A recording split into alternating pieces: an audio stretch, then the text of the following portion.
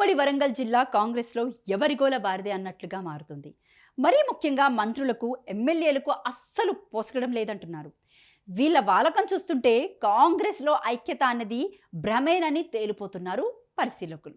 మంత్రులు, ఎమ్మెల్యేలు 4-5 కిలోమీటర్ల పరిధిలోనే తిరుగుతున్నా ఎవరి కార్యక్రమాలు వారివే అన్నట్లుగా నిర్వహిస్తున్నారట. వారం రోజులుగా జిల్లాలో నిర్వహిస్తున్న కార్యక్రమాలు, పాల్గొంటున్న నాయకులు తీరు చూస్తుంటే అసలు వీళ్ళంతా ఒకే పార్టీలో ఉన్నారా అన్న అనుమానం కలుగుతుందని అంటున్నాయి రాజకీయ వర్గాలు. జిల్లాకు చెందిన మంత్రి అయిన అంబేద్కర్ జయంతి వేడుకల్లో కొండా సురేఖ కేవలం తాను ప్రాతినిధ్యం వహిస్తున్న వరంగల్ ఈస్ట్ నియోజకవర్గంలో జరిగిన కార్యక్రమాల్లోనే పాల్గొన్నారు. అధికారికంగా అంబేద్కర్ భవన్లో నిర్వహించిన వేడుకలకు వెళ్లలేదు. ఎమ్మెల్యేలంతా పాల్గొన్న ఆ ప్రోగ్రాంకు మంత్రి వెళ్ళకపోవడం ఏంటన్న చర్చ జరుగుతుంది. ఇక అంతకు ముందు శుక్రవారం జరిగిన బాబు జగ్జీవన్ రామ్ జయంతి వేడుకల్లో కూడా ఇలాగే గ్యాప్ కనిపించింది.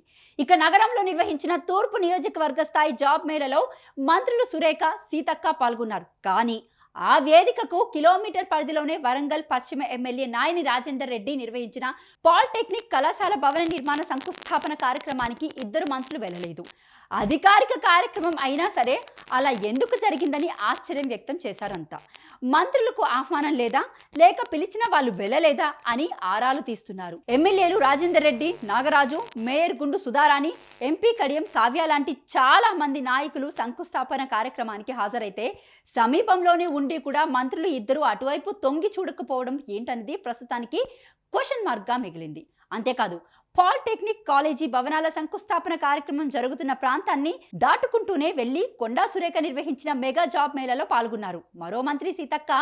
దీంతో మంత్రులు, ఎమ్మెల్యేలు అంతా ఒకే చోట ఉండి కూడా ఎవరికి వారే కార్యక్రమాలు నిర్వహించడం ఏంటన్నది అంతు చిక్కడం లేదంటున్నాయి కాంగ్రెస్ శ్రేణులు. అసలేంటి గోలా, ఎందుకీ గ్యాప్ అని ఆరా తీస్తున్న వారికి ఇప్పుడిప్పుడే కొత్త విషయాలు తెలుస్తున్నాయట.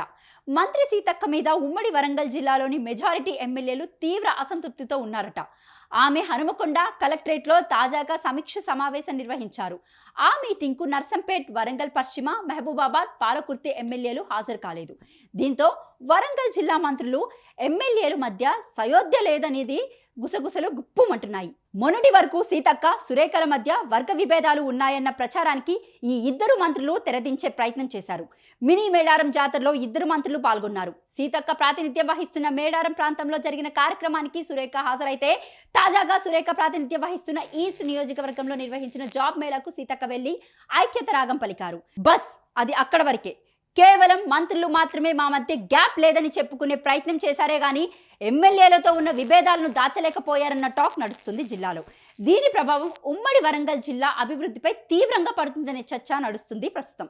కాంగ్రెస్ అధికారంలోకి వచ్చి 16 నెలలు గడుస్తున్న ఇప్పటి వరకు క్యాడర్కి నామినేట్ పదవులు లేవు.